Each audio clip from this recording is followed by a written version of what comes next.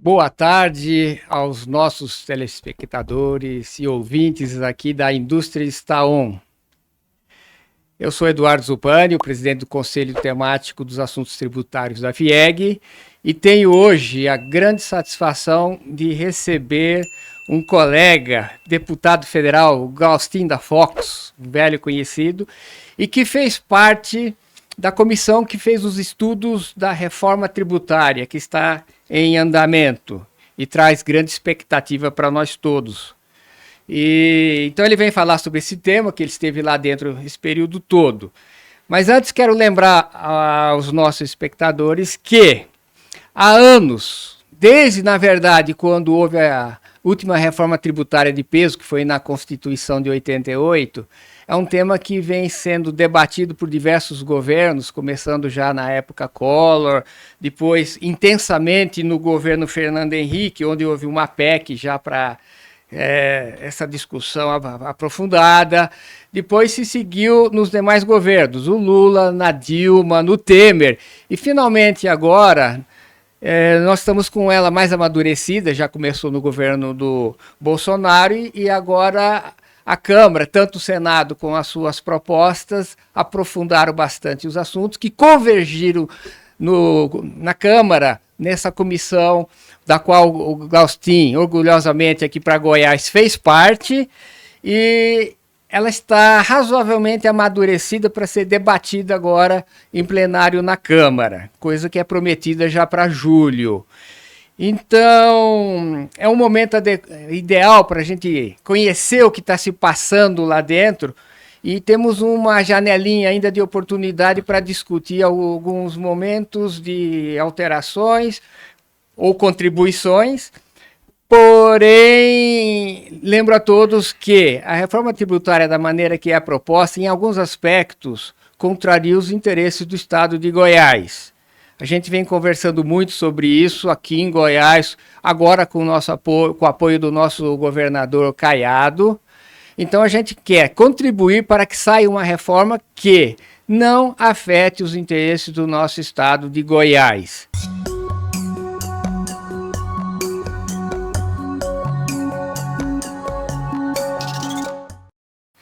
E sobre esse tema todo, então eu passo para o Gaustin fazer as suas considerações e começar aqui a trazer algumas ideias de como está funcionando lá. Eu poderia perguntar já inicialmente, ele como membro do grupo de trabalho da reforma tributária na Câmara, e sendo o deputado de Goiás que nos representa, como ele analisa o processo de construção da atual proposta. Gaustin, à vontade.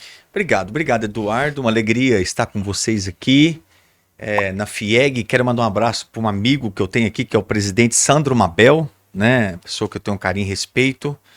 Eu costumo dizer que o Sandro me ensinou a trabalhar desde novinho. Não que ele seja tão velho, mas me ensinou. E também você, Eduardo Zupani, presidente do Conselho, que ajuda na construção aí da tratativa fiscal da FIEG. Dizer que bom estar aqui, é um tema importante, latente no país, e que logo, logo isso vai ainda ter uma intensidade maior, tanto no Congresso quanto no Senado. Eduardo, essa proposta, você foi muito feliz aí, que ela tem tentado se discutir aí por vários governos, mas infelizmente ainda não deu conta e de fato não é inclusive o próprio Sandro, ele dedicou muito nisso, mas de fato é um assunto que a gente começa a entender, são quantos estados, quantos municípios, né? E cada um com a sua lei, cada um dentro dos seus interesses. E aí, quando o governo Lula, ele quer fazer uma reforma pujante como isso, ele tem feito algumas narrativas que me preocupam. Mas o grande sentimento que a gente tem é que poderíamos ter passado essa proposta no governo anterior. Um governo mais sensível em vários aspectos. E de fato é mais sensível. Essa proposta ela veio do Baleia Rossi, a proposta 45, e acabou sendo enxertado pelo mesmo relator, que é o Aguinaldo, ali do Nordeste. E eu digo para vocês, uma grande preocupação que nós temos aí, desses 10 deputados que fazem parte desse grupo de trabalho, de escutar vários parlamentares, governadores, fizemos viagem para estado como o Amazonas, que tem uma dependência muito grande de SUFRAMA, de incentivos fiscais, tive ali conhecendo várias indústrias, também como é o nosso estado de Goiás, que é um estado muito dependente do desenvolvimento de negócio. Então, quando Goiás, e aí eu sou um dos representantes do Centro-Oeste, sofre muito, Goiás, Tocantins, Mato Grosso do Sul, Brasília, até porque contemplam a população exatamente no sul e sudeste do país.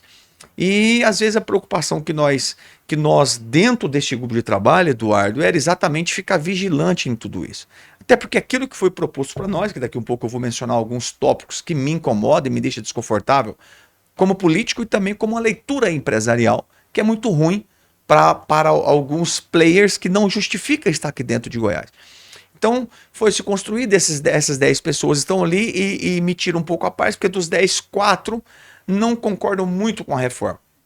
Acha que precisa de mais tempo para amadurecer, acha que deveria a União preocupar com os impostos federais, depois tratar imposto estadual, mas querem fazer de forma até muito rápida, porque nós estamos falando, você falou de 1888, foi isso que você falou? 1988. 1988, isso. São quantos anos, na Constituição, quantos anos que está tentando fazer essa reforma? E não fez porque não é um assunto tão simples, que aliás eu acho que deveríamos estar discutindo aqui, era uma reforma administrativa para o nosso país, até pelo tamanho do país que é e o custo tão elevado que é.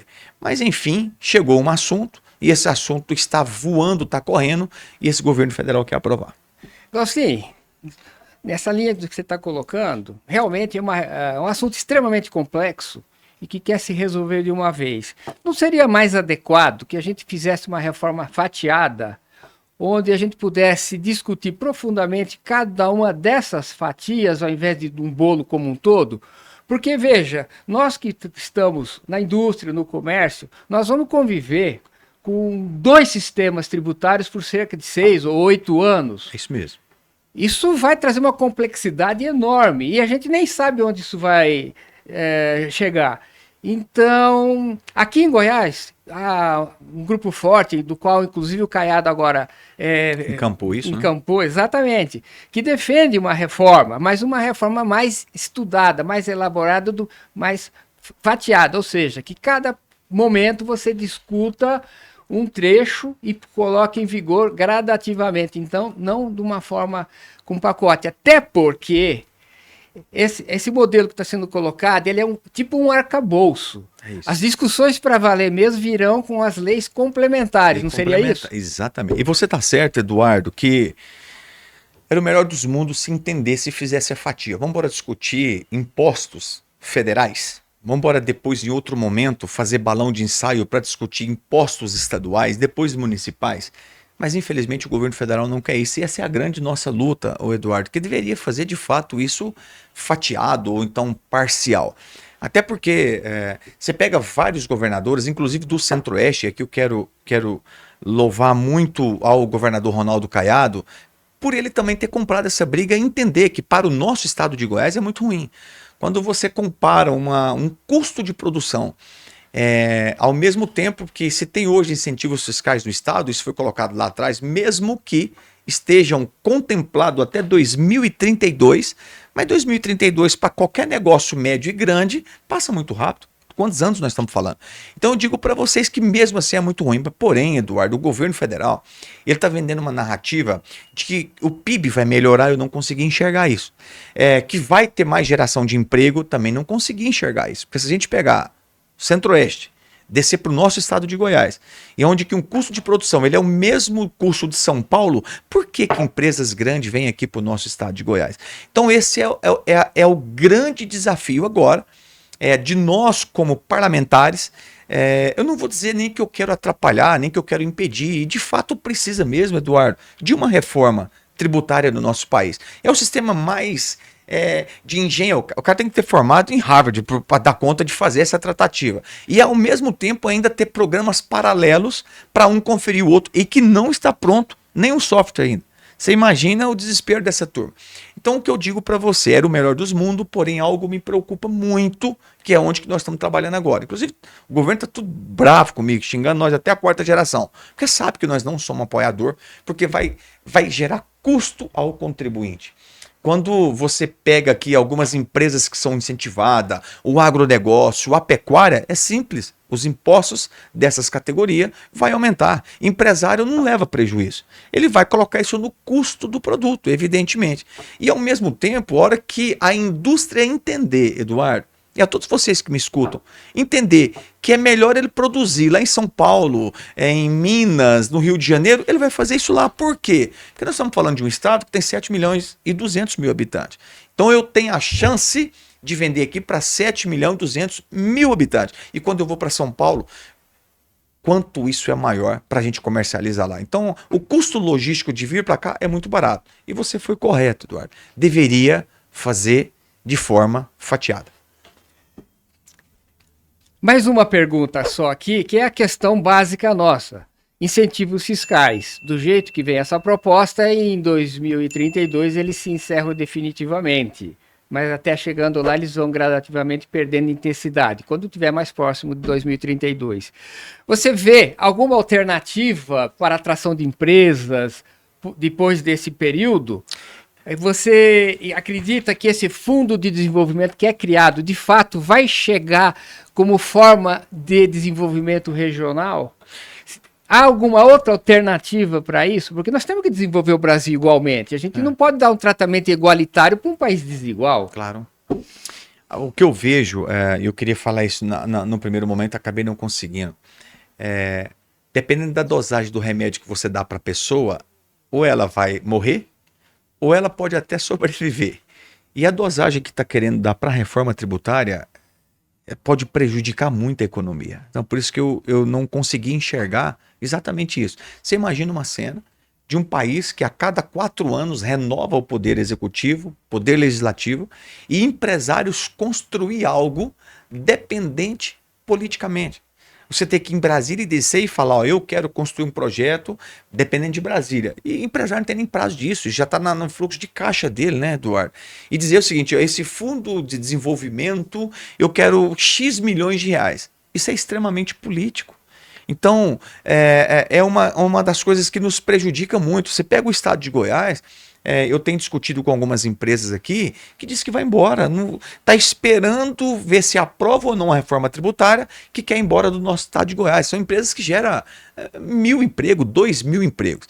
Então eu digo para você que nós estamos em um momento, um ponto crítico de muita reflexão. Além de tudo, tira governabilidade de prefeito, tira governabilidade de governador, porque você imagina, quando o governador entende onde a correia aperta, é papel dele pegar um avião, eu vou lá em São Paulo, eu vou na África, eu vou na Alemanha trazer uma indústria para o estado de Goiás. E foi assim que o estado foi desenvolvido, né? Há muitos anos atrás. Foi assim que gerou mais emprego, foi assim que ajudou a FIEG no desenvolvimento de educação, e vocês fazem isso muito bem.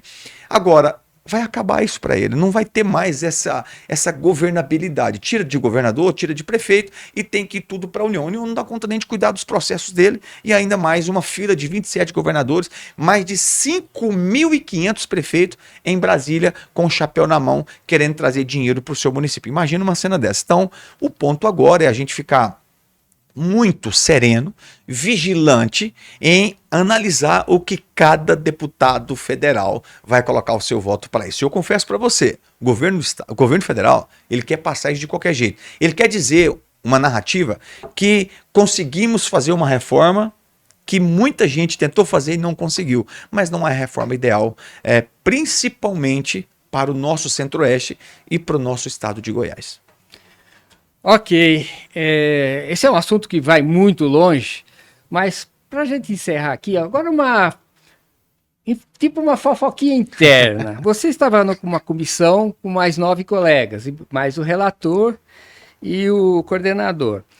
Desses 10, 4 eram de São Paulo, 3 do Amazonas, 2 de Minas, quer dizer, um relator de Minas, e um do Ceará, e um do Centro-Oeste. E você, né? Centro-Oeste. Ou seja, o peso maior estava no Sudeste. Sul e Sudeste, né? E 3 do Amazonas que tem interesses muito particulares. Como é que foi conviver nesse grupo assim de fortes interesses regionais e você só defendendo, basicamente só, né? Só. Mais o Ceará, digamos assim, Mas é verdade. defendendo os interesses regionais. Foi uma luta, Eduardo, até porque nós estamos nesse assunto já tem bastante meses, de forma muito intensa. Fizemos viagem para a França para conhecer, lá na OCDE, conhecer o modelo europeu, né? Tivemos em todos os estados aqui do Brasil, entendendo cada particularidade, mas é claro que ali eu estava para defender o meu estado e também a minha região.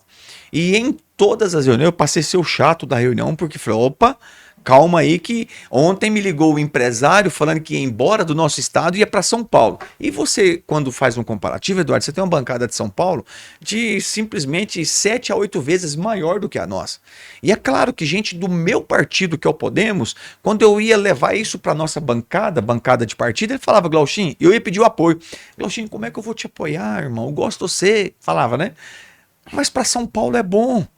Falei, amigo, eu tô lá representando o partido, você não pode pensar só em São Paulo, pensa no Brasil, pensa nas pessoas que estão no Centro-Oeste, em fábricas que vão ser fechadas, que pessoas que vão ser desempregadas, que vai vir aqui para o seu estado. É isso então que te deixa alegre e feliz, mesmo aquelas pessoas lá que não vão ter emprego mais?